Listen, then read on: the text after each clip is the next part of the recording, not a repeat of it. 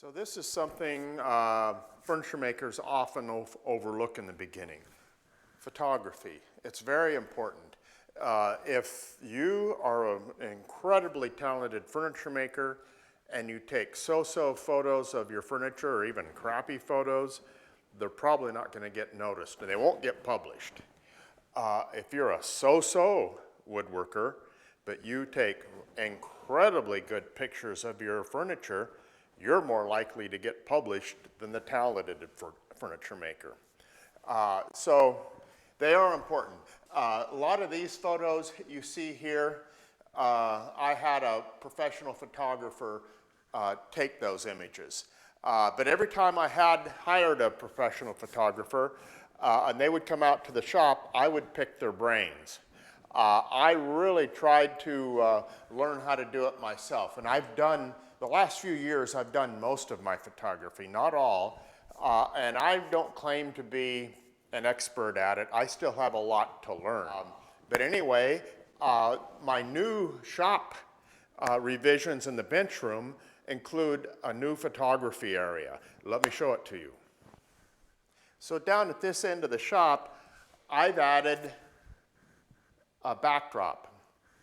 Not just a backdrop, but one that cranks down.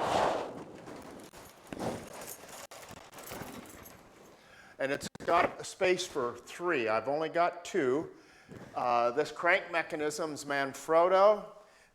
You can get cheaper ones on the web. This one's probably a little better made from the reviews I've heard. The reason I went with the more expensive is that's my local camera store, Glazier's, who've given me a lot of advice over the years. I feel that's worth something, and I want to keep them in business, so I bought from them.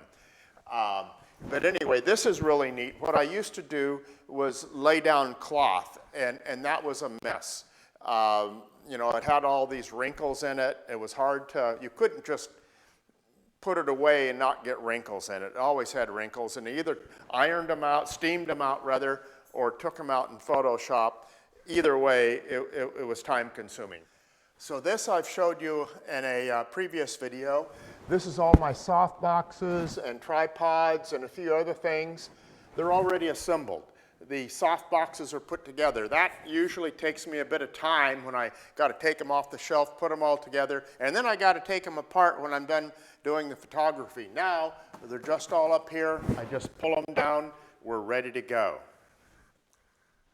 So right here, I have a soft box hanging up from this articulated arm, which is attached to my airline up there. So now I can put a light right over the top of whatever I'm photographing. And I've heard, haven't tried this out yet, that a light coming straight down will not give you a lot of glare on the top. And I've had some serious issues trying to get rid of glare on the top of a table and see the grain. So anyway, I've got some new stuff, and I'm excited to give it a try. It's probably going to be a little while. I don't have anything finished right now coming up, but I do have some old stuff on the shelf that I might bring down and just play with this stuff a little bit. So we'll see.